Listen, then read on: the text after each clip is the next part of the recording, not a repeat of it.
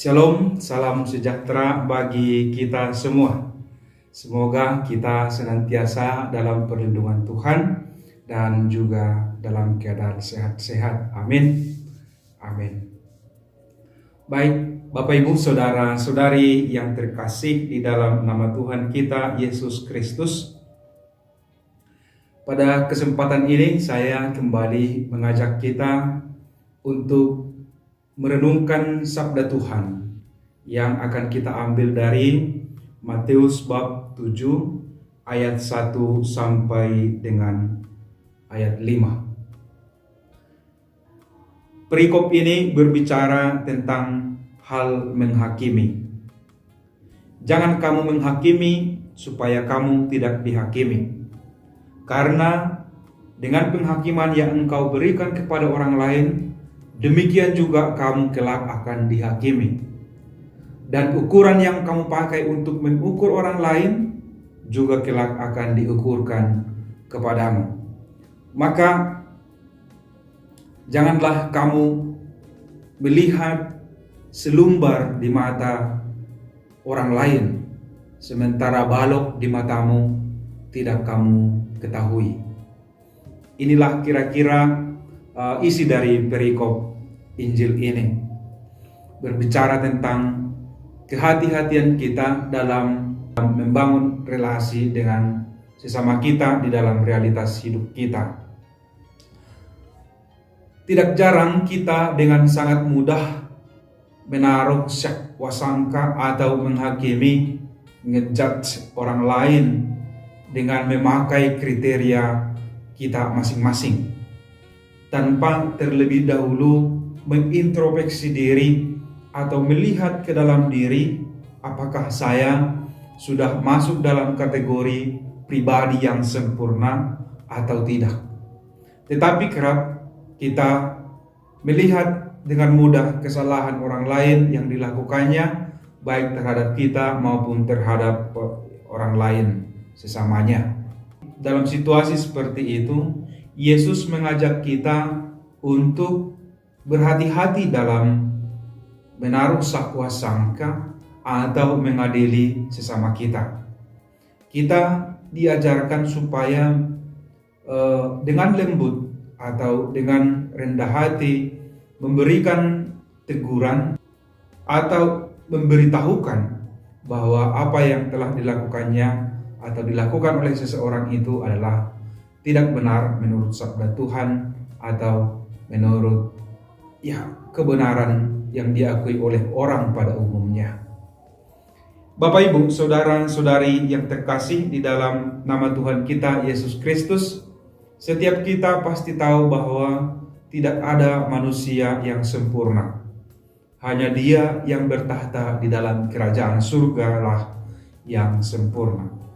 Dengan demikian, semua manusia yang masih berziarah di muka bumi ini adalah manusia-manusia yang punya kerapuhan, yang punya kelemahan, yang kadang bisa jatuh dalam kesilapan, kelalaian, dan kesalahan, bahkan dosa sekalipun.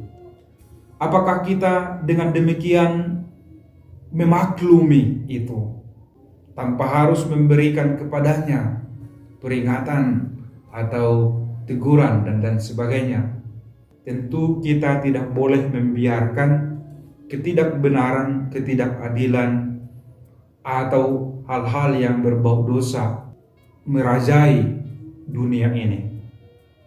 Kita tentu harus menegur, kita tentu harus memberikan peringatan, kita tentu harus memberitahu. Tetapi dengan cara apa? Nah, ini yang penting. Caranya ini yang penting.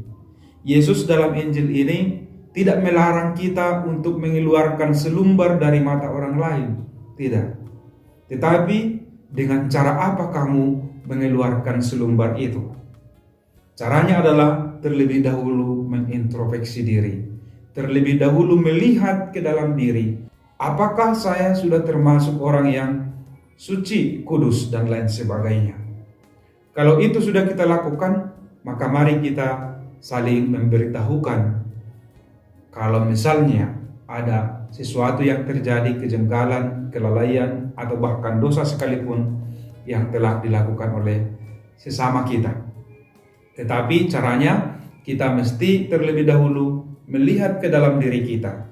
Apakah saya sudah sempurna atau apakah saya layak untuk memberi teguran kepadanya?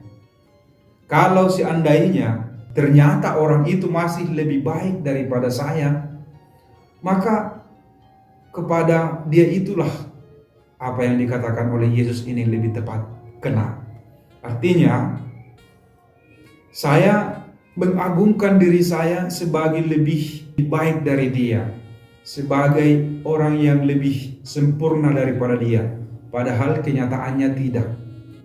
Ketika orang itu berbuat salah, bahkan yang sangat kecil, selumbar itu kan kecil, serbuk kayu itu sangat kecil, saya bisa melihatnya. Padahal kesalahan saya sendiri yang jauh lebih besar tidak saya sadari dan tidak saya lihat. Nah, ini yang menjadi persoalan di dalam Injil ini. Tetapi apakah kita tidak bisa menegur? Kita bisa menegur, tetapi caranya harus kita tahu. Yaitu tadi, terlebih dahulu kita melihat ke dalam diri kita, apakah kita sudah tergolong orang yang baik atau tidak. Nah, terkait dengan itu, di dalam perikop lain, Yesus mengatakan bahwa apapun yang engkau kehendaki dilakukan oleh orang lain kepadamu, lakukanlah juga itu kepada sesamamu. Nah, dalam konteks ini tidak ada masalah apabila apa yang dikatakan oleh Yesus barusan itu terjadi. Artinya, kita menginginkan orang membuat seperti ini kepada saya, supaya saya bahagia, supaya saya happy. Maka lakukanlah juga itu kepada orang lain, supaya orang lain juga merasa happy. Jangan kita ingin dilakukan baik, tetapi kita memperlakukan orang lain tidak baik. Itu sama sekali tidak dikehendaki oleh Yesus. Nanti apa yang kita lakukan, apa yang kita buat kepada orang lain juga akan kelak diperbuat oleh baik orang lain maupun oleh Allah kepada kita sebagai imbalan atau sebagai balasan atas perbuatan baik yang kita lakukan. Sebaliknya, ya, yang tidak baik kalau yang kita lakukan adalah tidak baik kepada orang lain. Bapak Ibu, saudara-saudari yang terkasih, apabila Anda memilih misalnya bertindak sebagai hakim yang akan menghakimi kesalahan orang lain, apakah boleh? Silakan saja, boleh. Tetapi apakah Anda yakin sebagai seorang hakim terhadap kesalahan orang lain tidak akan pernah duduk di kursi terdakwa? Ini menjadi pertanyaan reflektif. Apabila kita bisa memastikan tidak akan pernah duduk sebagai terdakwa, maka silahkan saja.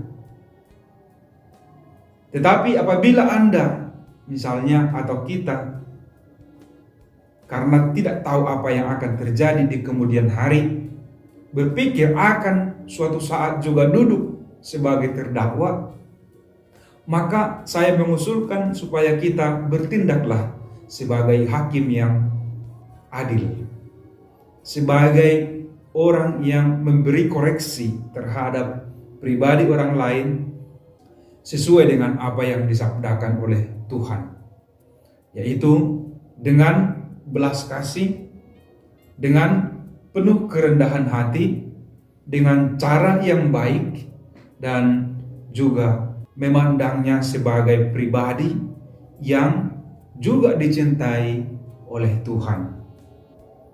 Maka kita tetap saling mengoreksi, saling menilai, tetapi dengan cara yang halus, yang elegan, yang membuat pribadi atau orang lain itu tidak tersinggung, melainkan akan memperoleh kritik konstruktif terhadap dirinya yang membuat dirinya ke depan semakin baik dan semakin berkembang menuju ke arah kesempurnaan hidup.